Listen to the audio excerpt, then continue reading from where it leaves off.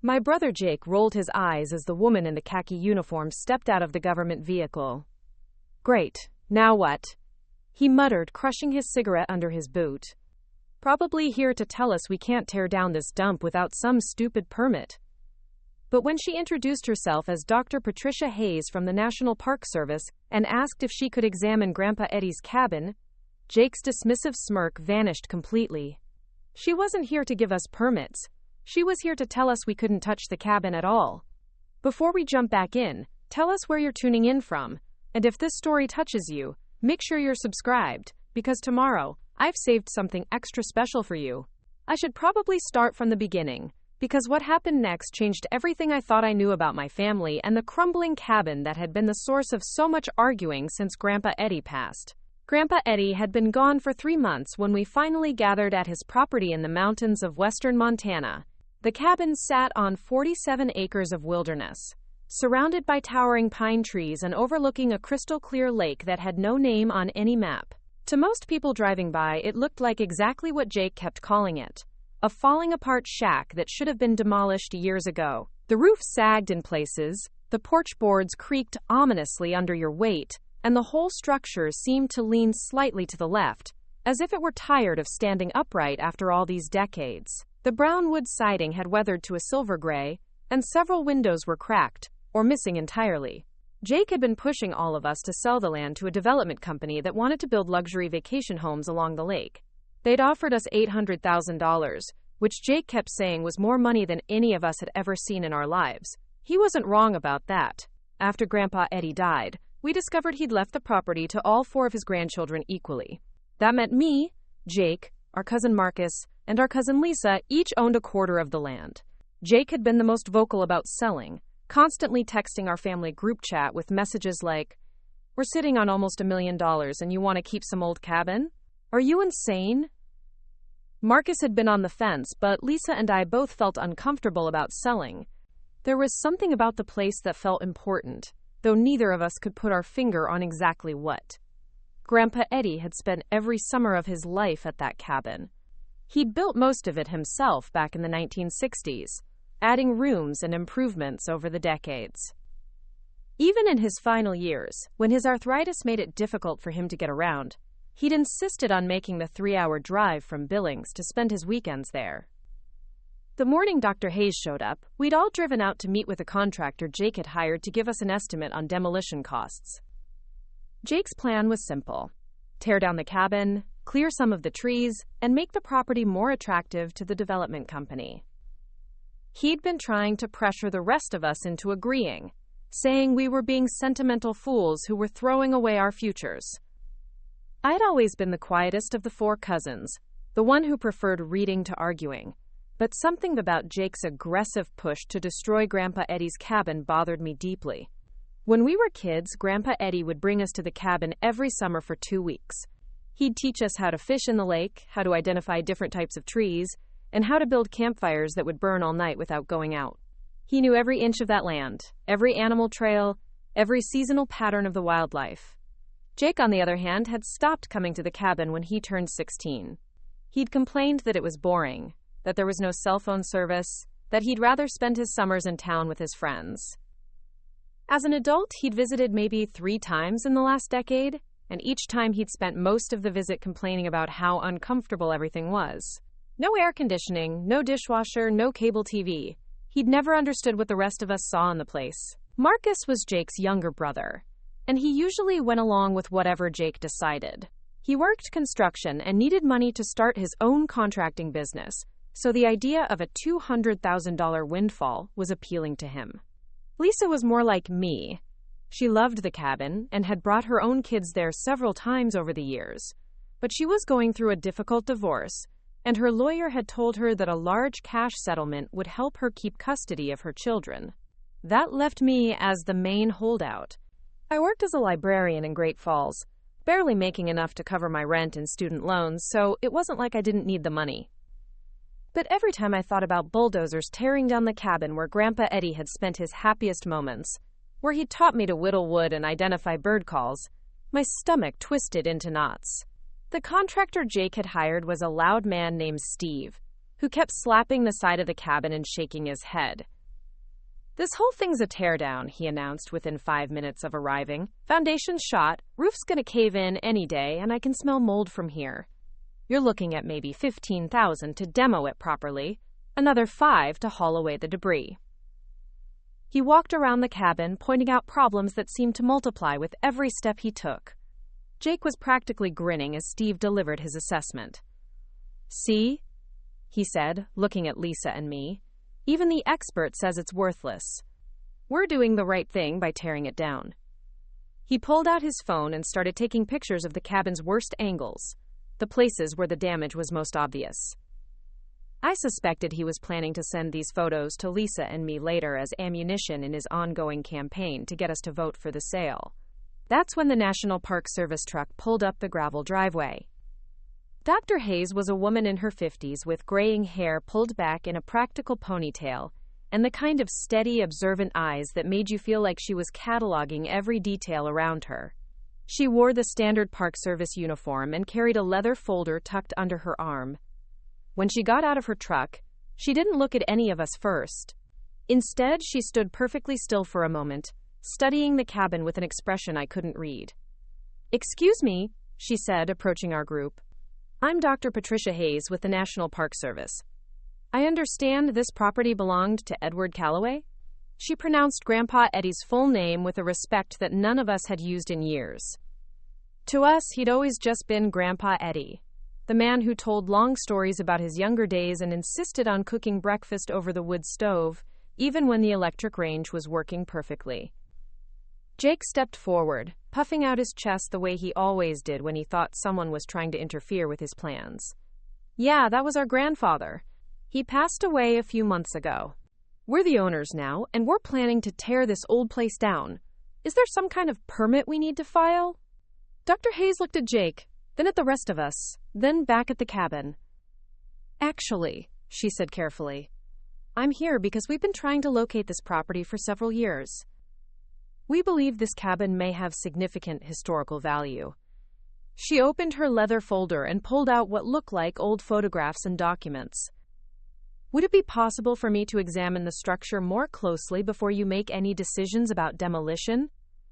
The contractor Steve let out a snort of laughter. "Lady, I don't know what you think you're looking at, but this place is one strong wind away from falling down on its own. Historical value? The only history here is about 50 years of deferred maintenance." But Dr. Hayes wasn't paying attention to Steve. She was looking at the cabin with the same expression Grandpa Eddie used to get when he'd spot a rare bird through his binoculars. Something between excitement and reverence, like she was seeing something the rest of us were missing entirely. And that's when I realized that maybe, just maybe, Jake had been wrong about everything. Jake's face flushed red as Dr. Hayes approached the cabin's front steps. "Look, lady, I don't know what kind of game you're playing, but we've got a buyer lined up and a demolition crew ready to go. This isn't some historical landmark. It's a health hazard." Dr. Hayes ignored his protests and knelt down beside the foundation, running her fingers along the hand-hewn logs that formed the cabin's base. "These are original Douglas fir timbers," she murmured, more to herself than to us. "The notching technique is very specific." She stood up and moved to examine the front door, which was made of thick planks held together with hand-forged iron hardware that had turned black with age. Steve, the contractor, shook his head and spat into the dirt. "Foundation logs don't mean anything when the whole structure's compromised. Lady, I've been in construction for 30 years. This place is dangerous." But Dr. Hayes was already walking around the side of the cabin, stopping to photograph certain details with a professional-looking camera she'd pulled from her truck. She seemed particularly interested in the carved wooden shutters and the stone chimney that rose from the cabin's center. "Has anyone in your family ever mentioned why your grandfather chose this particular location?" she asked, glancing back at us. The question caught me off guard. I'd never really thought about it before. The cabin sat on a small rise overlooking the lake, but there were plenty of other spots along the shoreline that would have been easier to build on. Grandpa Eddie had chosen a place that required hauling materials up a steep incline through dense forest. Lisa spoke up hesitantly. He always said he picked the spot because it had the best view of the sunrise over the water, but I never really understood why that mattered so much to him. Jake threw his hands up in exasperation. Who cares why he built it here? The point is, we need to tear it down and get this property ready for sale. We're not running some kind of museum. He pulled out his phone and waved it at Dr. Hayes. The development company is expecting an answer by Friday. We can't just put everything on hold because you think some old logs are interesting. Dr. Hayes had moved to the back of the cabin, where she was examining what looked like symbols carved into one of the support beams. They were so weathered and faded that I'd never noticed them before. Despite having spent countless summers at the cabin, she traced the marks with her finger, then pulled a small notebook from her pocket and began sketching. "Mr. Calloway," she said, addressing Jake without looking up from her drawing, "I understand you're eager to move forward with your plans, but I need to ask you to hold off on any demolition until we can complete a proper survey of the structure." Jake's voice rose to nearly a shout. "You can't just show up here and tell us what we can and can't do with our own property. This is America, not some communist country where the government controls everything." Marcus finally spoke up, looking nervous. "Jake, maybe we should hear her out. I mean, if there's really something historically important about the place, maybe it's worth more than we thought." He glanced at the rest of us uncertainly. "Like, maybe we could get more money if it's got some kind of special designation or something." Dr. Hayes straightened up and walked back toward us, her expression serious. "I'm not here to prevent you from selling your property," she said calmly.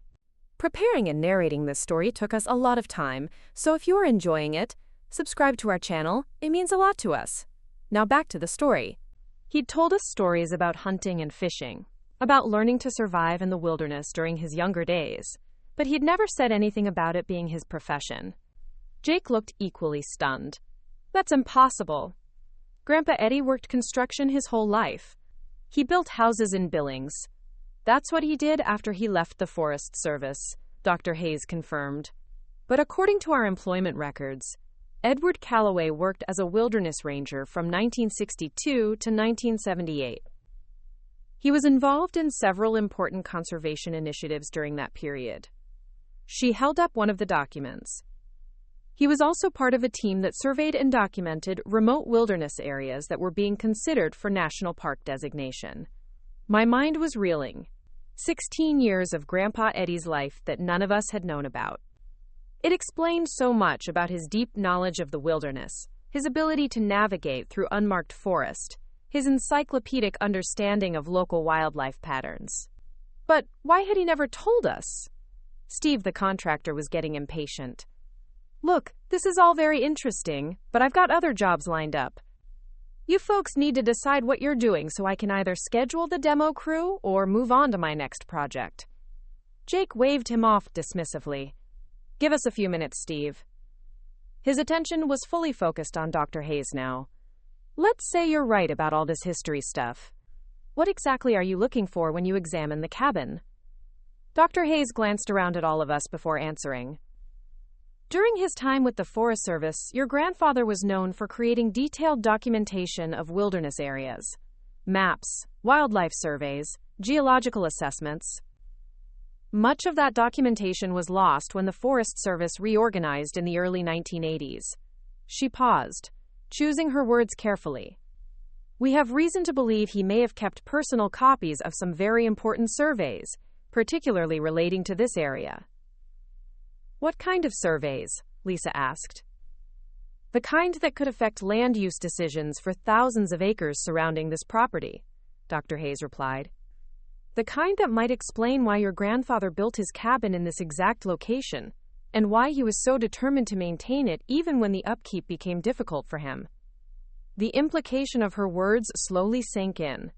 If Grandpa Eddie had documentation that could influence land use decisions, then our 47 acres might be sitting in the middle of something much larger and more significant than any of us had realized. Jake's expression had shifted from irritation to calculation. I could practically see him running numbers in his head, trying to figure out if this new information changed the financial equation. But there was something else in his face, too. Something that looked almost like fear. "Even if that's all true," he said slowly, "it doesn't change the fact that the cabin is falling apart.